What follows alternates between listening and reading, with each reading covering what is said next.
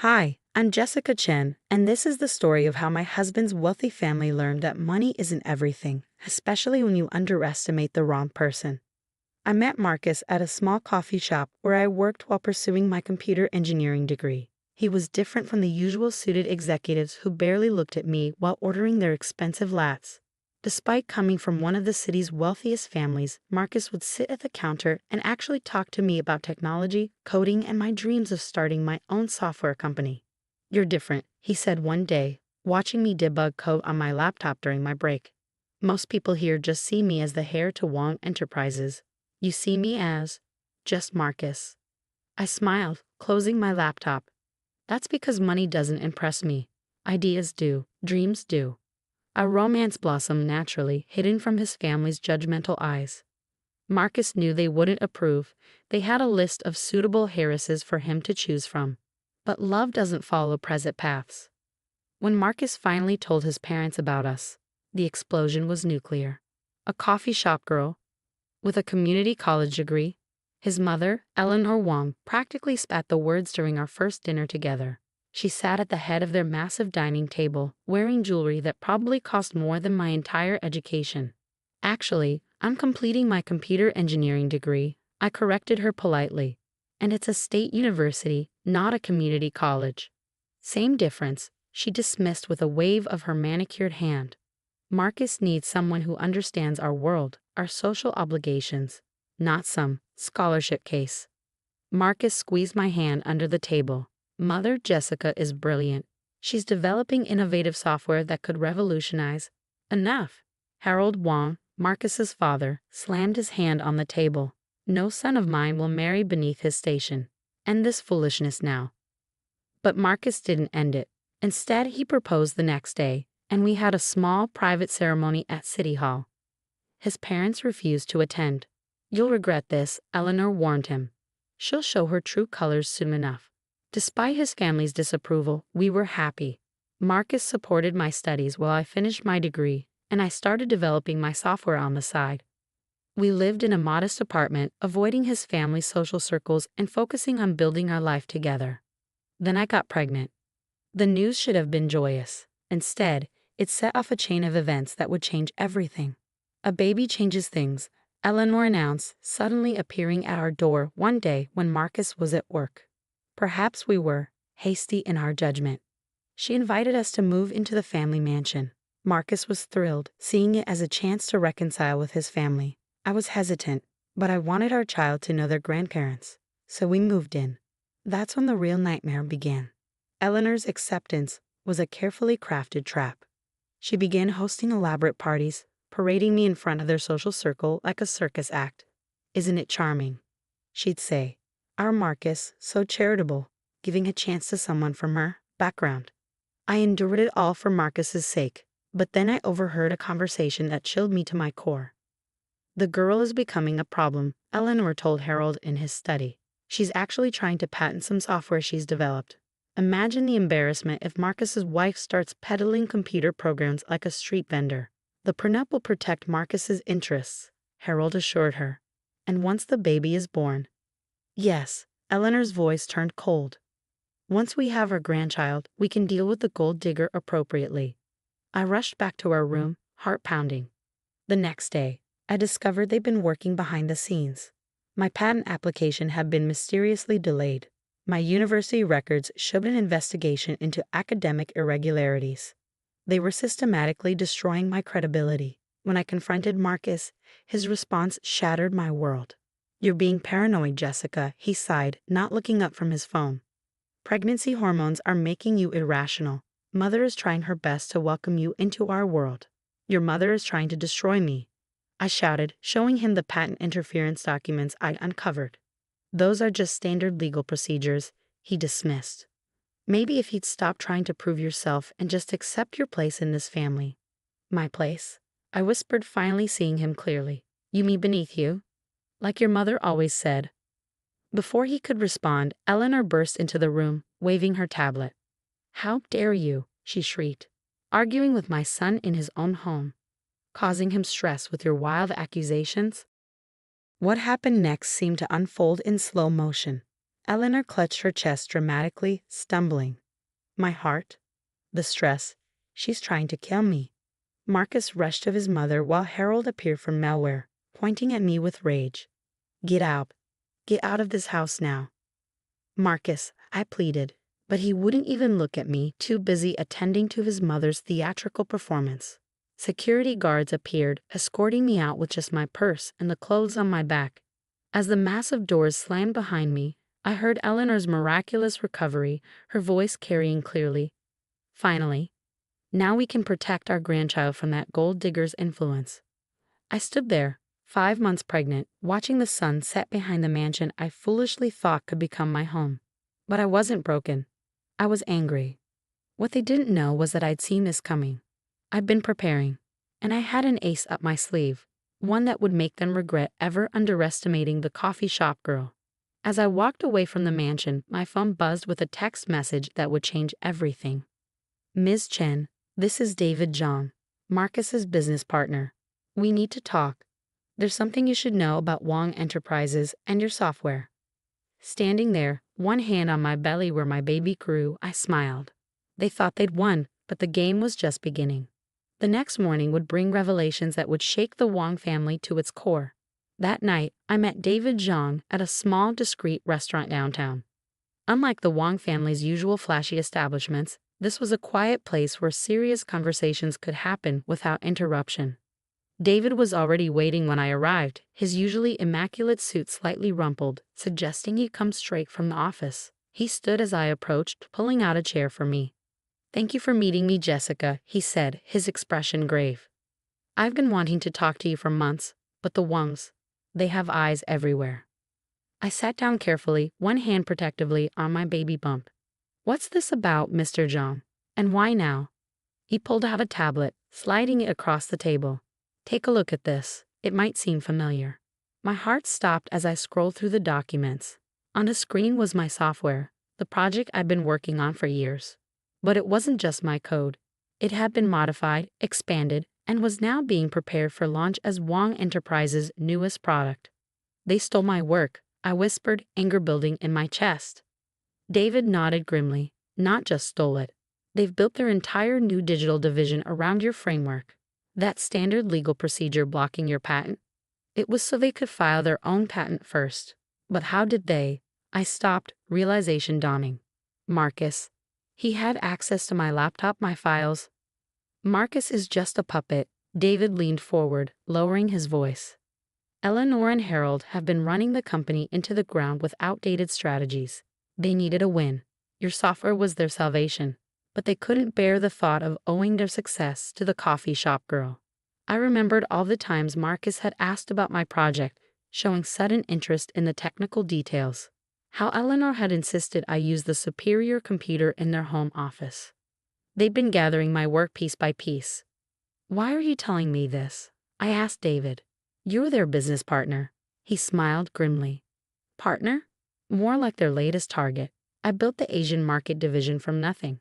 Now that it's profitable, they're trying to push me out too. Just like they did to you. He pulled out another document, a contract. But I've got something they don't know about. 20 years ago, Harold's father gave me special voting shares. In writing. If combined with other shareholders, these shares could force a board review. My mind raced with possibilities. And what do you want from me?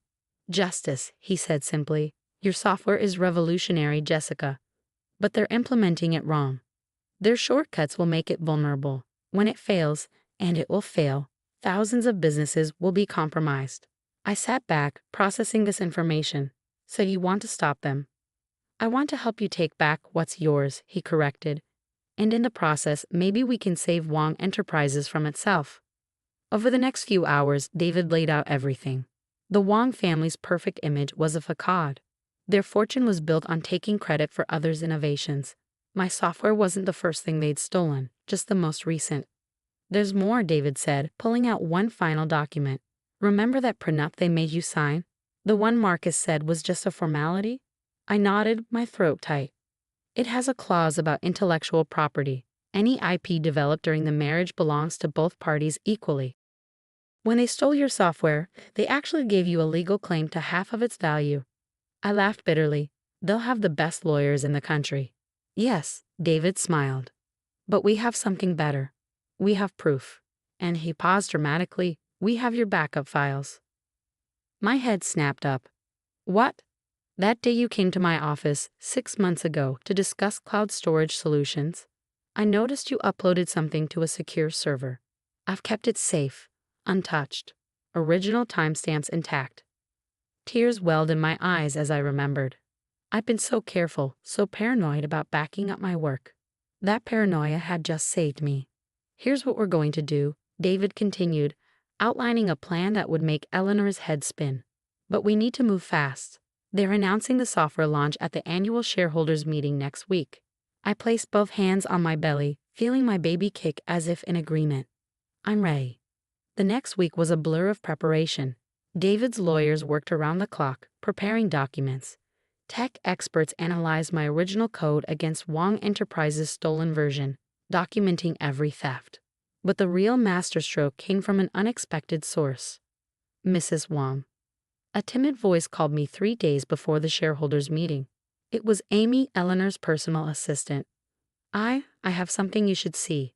She handed me a USB drive, hands shaking. I've worked for Mrs. Wong for 15 years. The things I've seen, the people she's destroyed. I can't do it anymore. Everything's on here. Every email, every hidden document, every secret meeting. I knew it must have cost her to do this. Thank you, Amy. Just... She hesitated at the door. Make it count.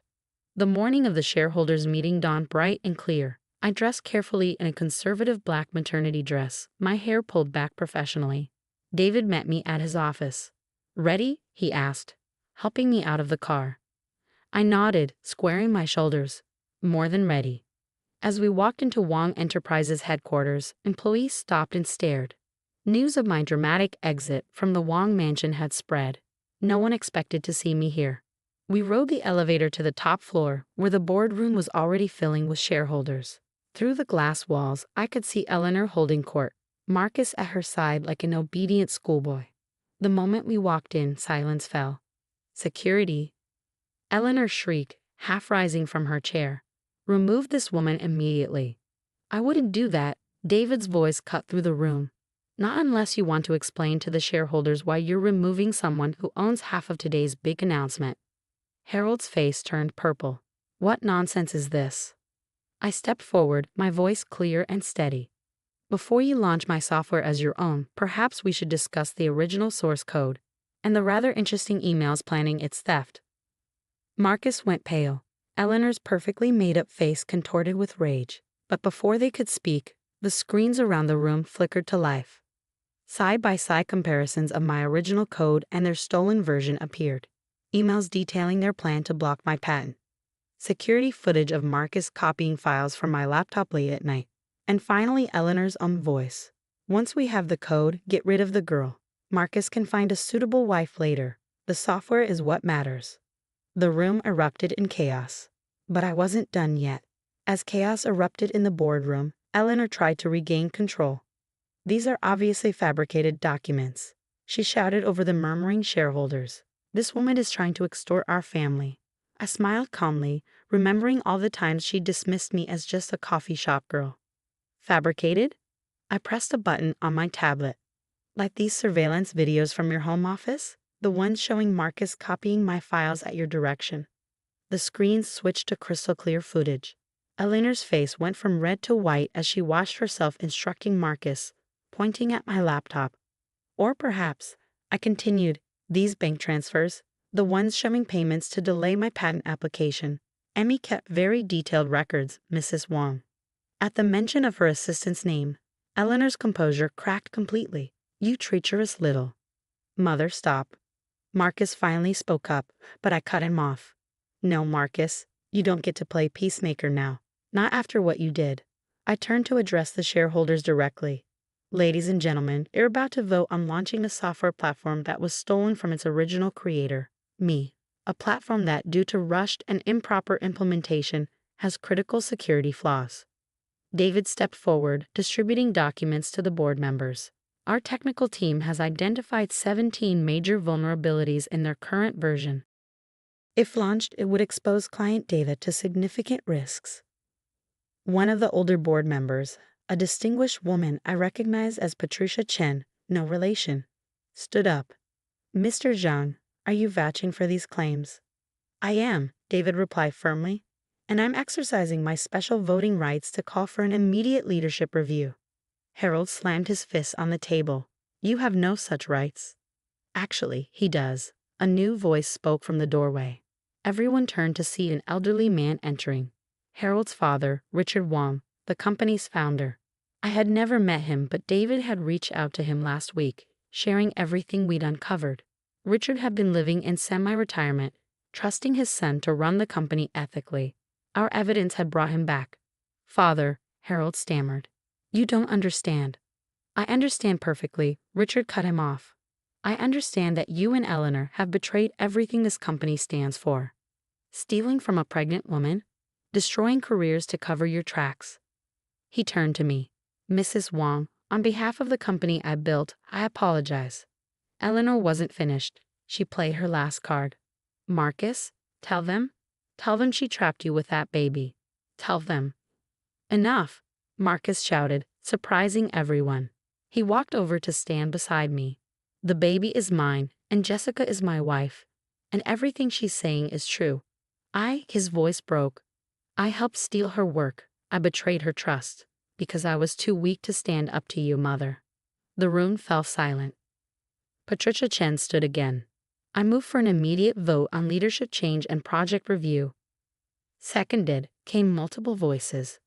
What happened next was like watching a decades-old empire crumble in minutes. The vote was unanimous. Harold and Eleanor were removed from their positions pending a full investigation. Richard Wong was reinstated as interim CEO. Mrs. Wong, Richard addressed me. Would you be willing to work with our technical team to properly implement your software? With full credit and compensation, of course. I placed a protective hand on my belly. I have a counter-proposal. Over the next hour, I outlined my vision, a new division within Wong Enterprises focused on ethical innovation and developer support, a place where ideas would be nurtured, not stolen, where credit would be given where due. And I want David Zhang as my co-director, I finished. His integrity helped expose this situation. That's the kind of leadership this company needs. Richard smiled. Done. As the meeting adjourned, Eleanor and Harold were escorted out, their access badges disabled. Marcus approached me hesitantly. Jessica, I know I don't deserve forgiveness. You're right, I cut him off. You don't. Not yet. I touched my belly again. But this little one deserves to know their father. If you're willing to earn back trust, slowly we can discuss co-parenting arrangements. He nodded, tears in his eyes, and left quietly. 3 months later, I gave birth to a beautiful baby girl. We named her Grace, a reminder that strength can come with mercy. Eleanor and Harold faced legal consequences for their actions, but avoided jail time in exchange for returning all stolen intellectual property to its rightful owners. Not just mine, but dozens of others they'd stolen from over the years. The software platform, properly implemented, became Wong Enterprises' most successful launch ever. Our ethical innovation division attracted brilliant minds who might have otherwise been intimidated by corporate politics. Marcus and I eventually divorced, but he became a better man and a good father to Grace. Sometimes losing everything helps you find your true self. As for me, I run my division from the same office where Eleanor once plotted to destroy me. But unlike her, I keep my door open to anyone with a good idea, regardless of their background. Last week, a young barista came to pitch her software idea. As I listened to her passionate presentation, I smiled, remembering another coffee shop girl with big dreams. Tell me more, I said, pulling out my laptop. And let's talk about protecting your intellectual property rights first. Because success isn't just about winning. It's about changing the game for those who come after you.